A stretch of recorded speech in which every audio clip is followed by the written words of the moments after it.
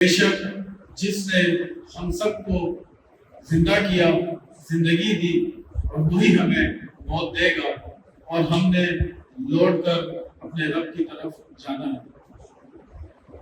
تمام درود و سلام ہو امام الانبیاء، امام المجاہدین، سرور کونین محمد رسول اللہ صلی اللہ علیہ وسلم کی ذات مبارکہ۔ اللہ کی رحمتیں ہوں، اللہ کی برکتیں ہوں اللہ کے ہر ایک نیک بندے پر، اللہ کی ہر ایک نیک بندی پر۔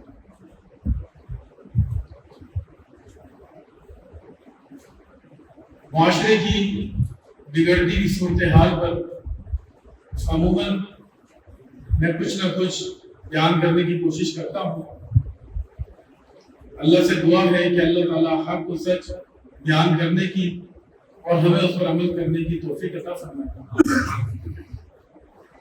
دعوت کے لحاظ سے مختلف جگہوں پر، گلی کوچوں میں، مختلف طبقوں میں، مختلف مارکیٹوں میں لوگوں کے پاس جانا ہوتا ہے۔ ایک جو بگڑتی ہوئی معاشرے کی صورتحال ہے، آج اس کی طرف توجہ دلوانا چاہوں گا۔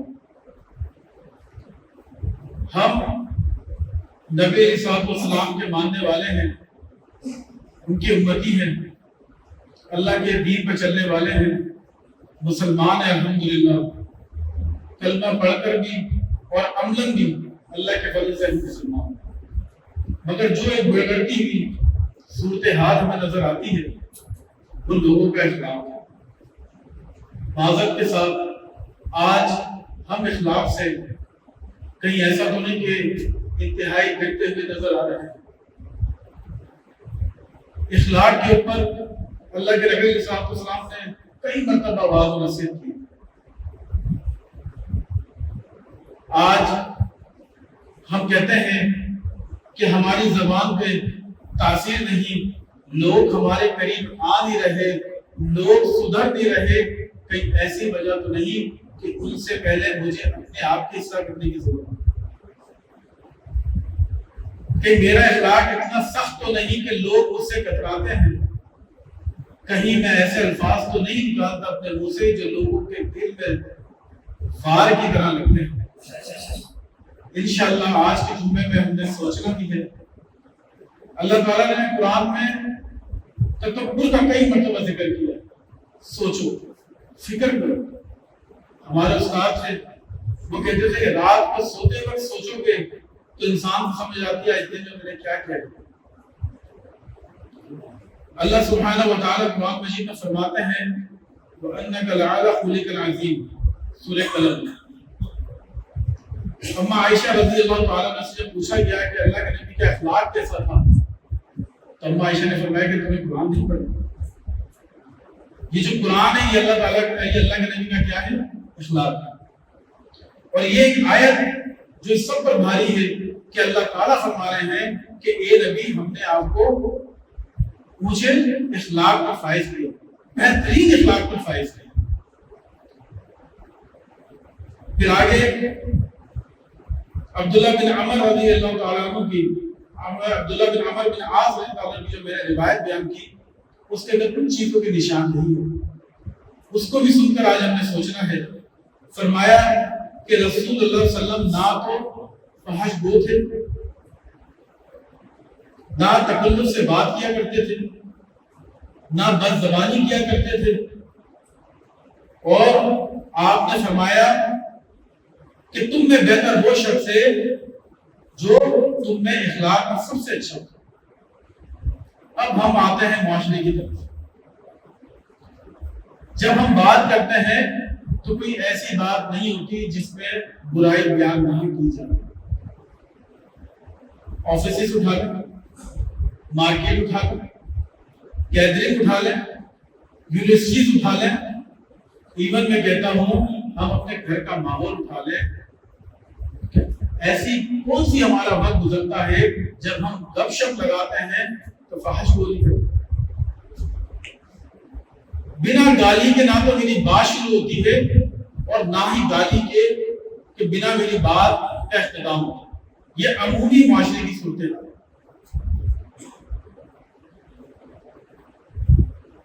مارکیٹوں میں جو جائیں، اگر کسی کا نام ہوگا تو وہ اس کی کسی خامی کے ذریعے اس کو پکارتا ہے. مثلا اگر وہ اپائے ہے تو لنگڑا کہہ کے پکاریں گے، اگر نابینا ہے تو اندھا کہہ کے پکاریں گے، وزن زیادہ ہے تو اس کو اس حساب سے پکاریں گے، وزن کم ہے تو اس حساب سے پکاریں گے، اگر کلر کا مسئلہ ہے تو کلر کے مسئلے کے لحاظ سے پکاریں گے. یعنی کہ نام اس کا عبد الرحمان ہوگا، سبحان اللہ، مگر اس کو پکاریں گے اس کی نشاندہی کے ساتھ. یہ سب سے بڑی بگاڑ ہے ہمارے معاشرے.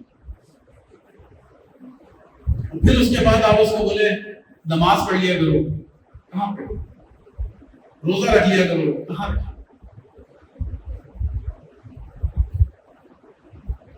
پھر آگے کیا فرمایا کہ اللہ کے نبی تکلف سے بات نہیں کیا. آج ہمارے یہاں کیا بڑا چھوٹے سے پر تکلف بنا جھجک کے بات کرے گا، اور چھوٹا بھی جواب بڑے کو اسی اسپیڈ سے دے رہا ہوں، بلکہ شاید زیادہ اسپیڈ سے. ہمارے ہاں یہ ایک بہت بڑا فقدان پایا جاتا ہے کہ ہم بڑے چھوٹے کی تمیز کرنا بھولتے ہیں.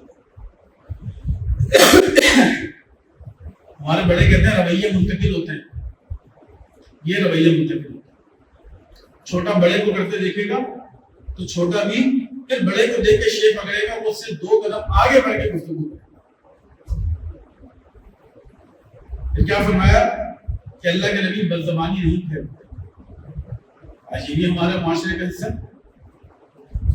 اگر میں نے 10% بات کی ہے تو آگے بندہ جب تک 50% پلٹ کر اس سے بات نہیں کرے گا اور اس کی بات کا وزن برابر نہیں. حقیقت جانتے ہوئے جان بوجھ کے بدزبانی اس لیے کرے کہ میں پیچھے نہ ہو جاؤں، میں نیچے نہ ہو جاؤں، میری بات اوپر ہے، میرا بھرم اوپر ہے. جبکہ وہ اگر عمر میں چھوٹا ہے، اس سے حق بات کی ہے، میں بڑا ہو کر زیادہ آگے نکلوں گا کہ نہیں تو چھوٹا ہے، تو نے حق بات کی.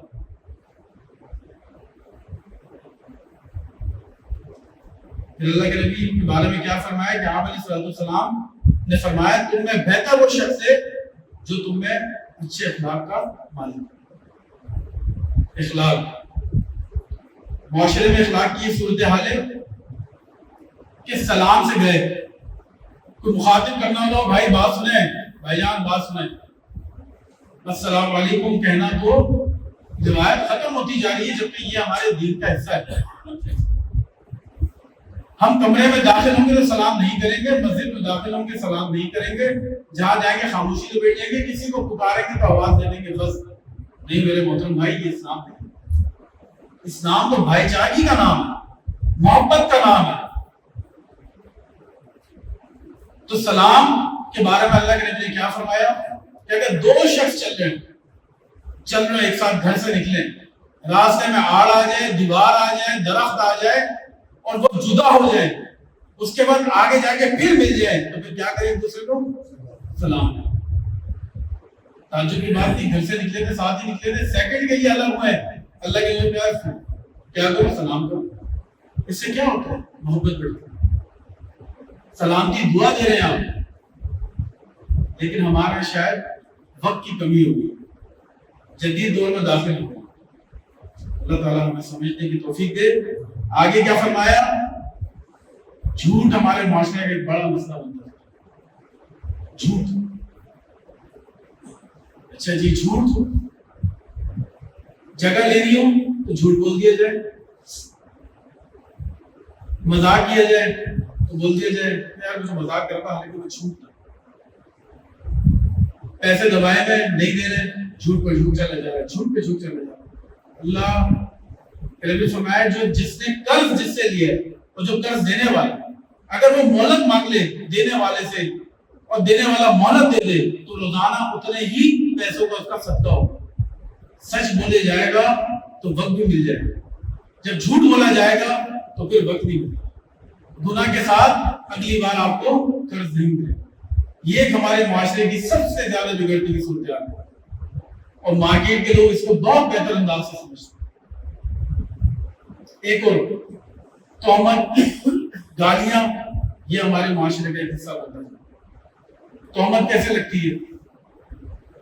مجھے آگے کوئی بندہ بتاتا ہے فلاں بندہ یہ کام کر رہا ہے، میں نے اپنی آنکھوں سے نہیں دیکھا، کانوں سے نہیں سنا، لیکن جس بندے نے بات کی اس سے میری دل لگی زیادہ ہے، میں نے وہ بات کی اور لے کے چلانا شروع کر دیا. फला बंदे को भाई शराब खाने के बाद देखा था, शराब पी रहा था, चाहे वो वहां से गुजर रहा हो, उसका रास्ता हो, लेकिन देख लिया तो क्या क्या तोहमत लगा दो। ये भी हमारे माशरे की बिगड़ती है। आयशा क्या फरमाती है कि रसूल सल्लल्लाहु अलैहि वसल्लम को मैंने फरमाते सुना,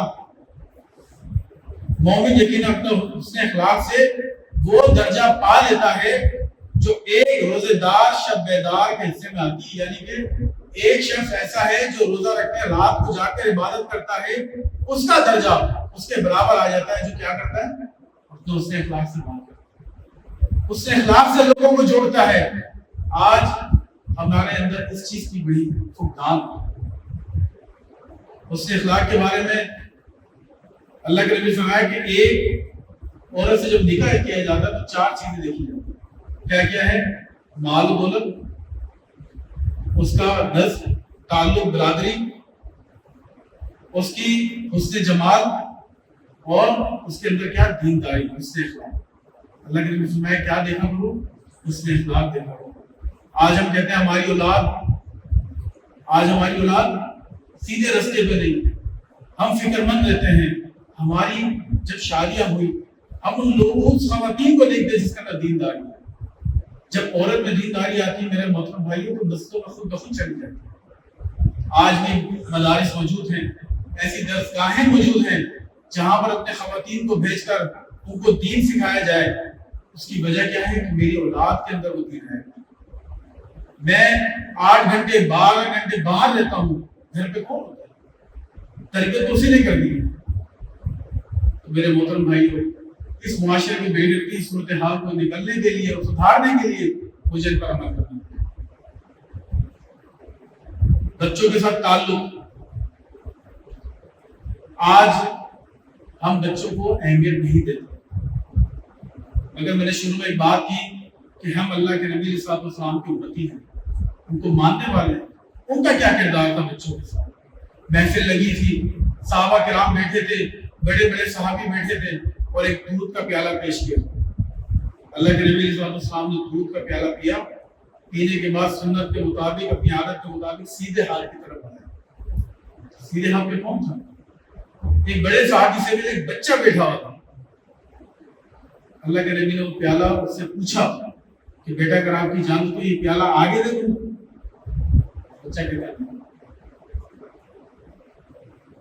अल्लाह के नबी ने उसको दे दिया। उस बच्चे की अकीदत ये थी कि उसने उसी प्याले में उस जगह से पिया जहां से अल्लाह के नबी ने सलाम दिया।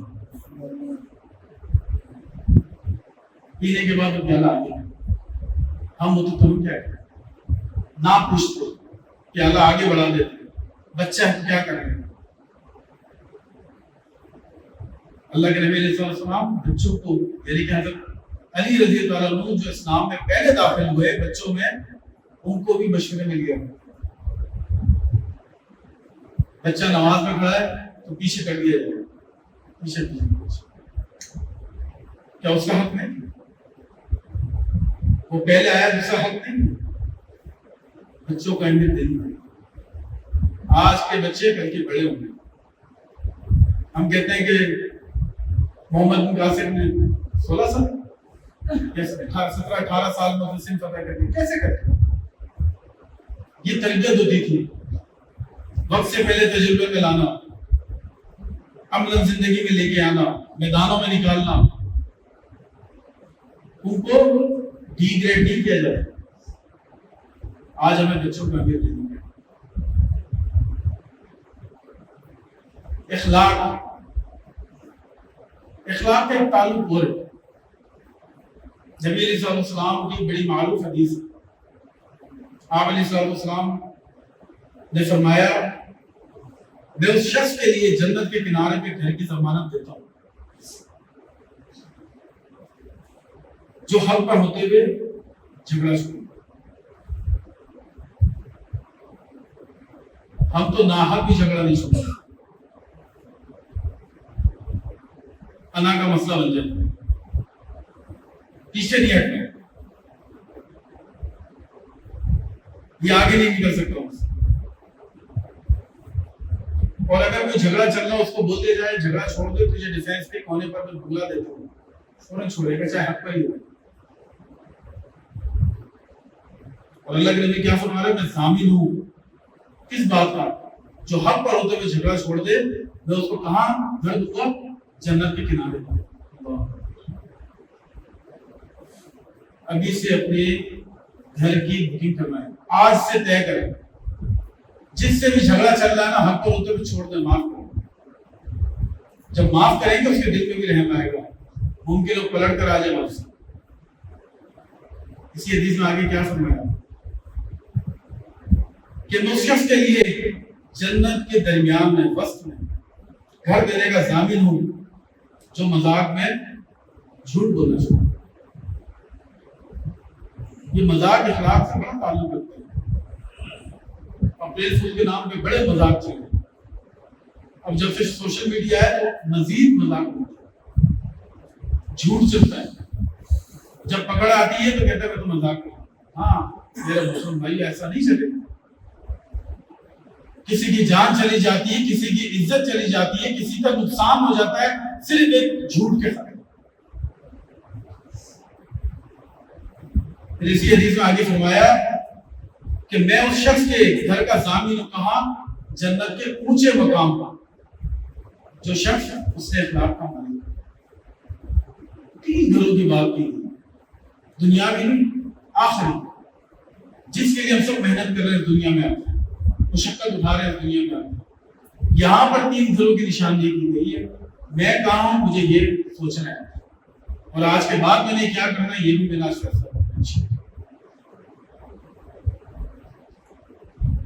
لوگوں کو قریب کرنے کا طریقہ کیا ہے؟ اس نے اخلاق سے بات کی، پیون ہے تو اس سے اخلاق سے بات کی، مالک ہے تو اس سے اخلاق سے بات کی، جمع دار ہے چوکی دار ہے اس سے اخلاق سے بات کی۔ جب آپ اس نے اخلاق سے بات کریں گے وہ آپ کا مخلص ہوگا۔ جب صبح شام تقریر ہوگی تو اخلاص کو پیش نہیں آئے۔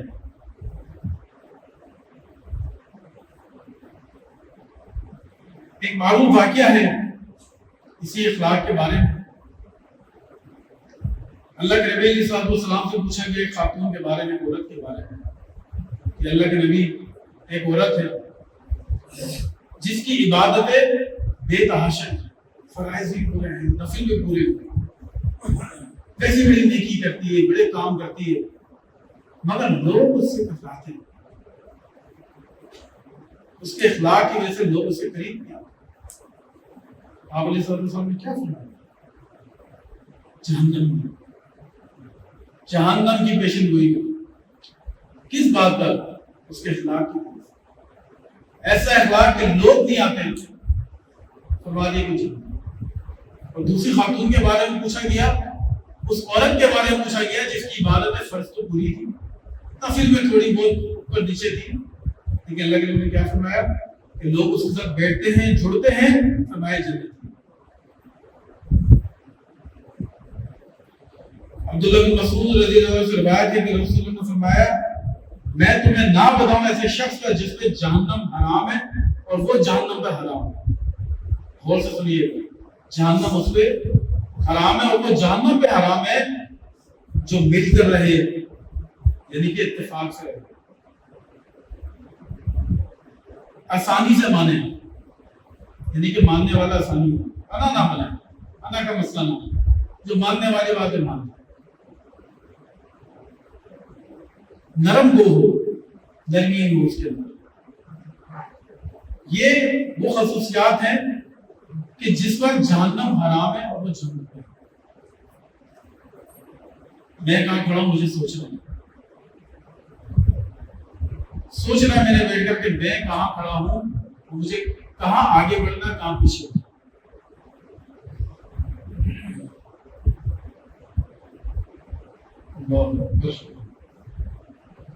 اللہ کے نبی صلی اللہ علیہ وسلم نے فرمایا، بلکہ پوچھا گیا، حضرت ابو ہریرہ سے روایت ہے کہ رسول اللہ سے سوال کیا گیا کہ کون سا عمل انسانوں کو جنت میں لے جانے کا سبب بنے گا؟ آپ علیہ الصلوۃ والسلام نے فرمایا اللہ کا ڈر، حسن اخلاق، یہ وہ چیزیں ہیں جس سے انسان کو جنت میں لے آئے جائیں۔ اور پوچھا گیا کہ کون سی چیزیں جو انسانوں کو جہنم میں لے کر جائیں گے؟ اللہ اکبر. اللہ کے نبی صلی اللہ علیہ وسلم نے فرمایا منہ اور شرم، یعنی کہ دو جبڑوں کے درمیان، دو دانتوں کے درمیان کی جگہیں یہ انسان کو جمع کرنے کی. زبان سے نکلنے والے الفاظ دلوں میں گھر کرتے ہیں. بڑے بزرگ کہتے ہیں نا پہلے دونوں دن بولو، سوچ سمجھ کے الفاظ نکالنا چاہیے. جب بندہ کسی سے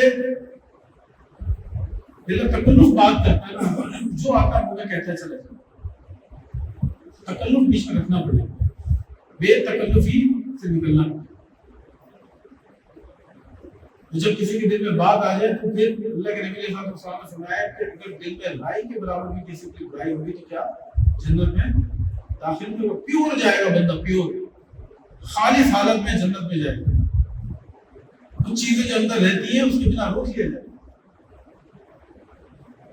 تو اللہ تعالیٰ سے دعا ہے کہ اللہ تعالیٰ ہمیں عمل کی توفیق عطا فرمائے، سمجھنے کی توفیق عطا فرمائے، اور آج انشاءاللہ اپنے اندر جو بھی کمی کوتاہی ہے انشاءاللہ اس کو دور کر کے انشاءاللہ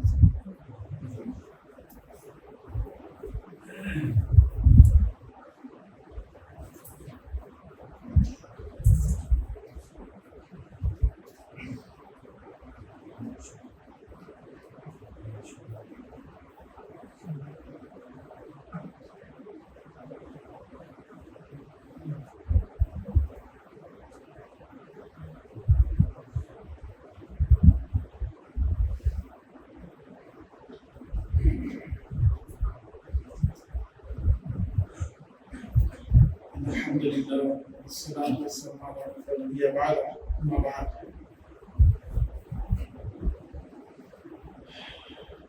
دو اعلان ہیں. یوم عاشور یعنی 10 محرم، اللہ کے نبی صلی اللہ علیہ وسلم نے اس دن کے روزے کے بارے میں فضیلت فرمائی کہ پچھلے سال کے گناہ کا کفارہ ہو جاتا ہے اگر کوئی بندہ اس دن کا روزہ رکھے. لیکن یہودیوں کے مخالفت کرتے ہوئے اللہ کے نبی صلی اللہ علیہ وسلم نے فرمایا کہ 9 محرم کا روزہ سزا جانا ہے. تو انشاءاللہ اللہ کی توفیق کے ساتھ یہ روزے رکھنے ہیں، یعنی کہ کل اور پرسوں انشاءاللہ یہ 2 دن ہے. اگر خدا نہ خاصہ کسی کا کل کا روزہ رہ جاتا ہے تو وہ 11 کو بھی رکھ سکتا ہے. تو عاشور کا روزہ جو 10 محرم یہ لازم ہے. اس کے علاوہ محترم بھائی جو آپ کے علم میں ہے کہ اللہ کے فضل و کرم کے ساتھ یہ برابر والا پلاٹ اس کا جماعت نے سودا کیا ہے، اور جس طرح یہ مرکز اپنے آباد کی طرف جا رہا ہے اور دین کے کام کی، دین کی اشاعت کی طرف جا رہا ہے، تو وہ جب انشاءاللہ پلاٹ لیا گیا ہے تو انشاءاللہ ایک بڑی مسجد جس کو کہتے ہیں اسٹیٹ آف دا آرٹ وہ انشاءاللہ یہاں پر بنائی جائے گی، اور انشاءاللہ العزیز ایک بہترین مرکز بنایا جائے گا.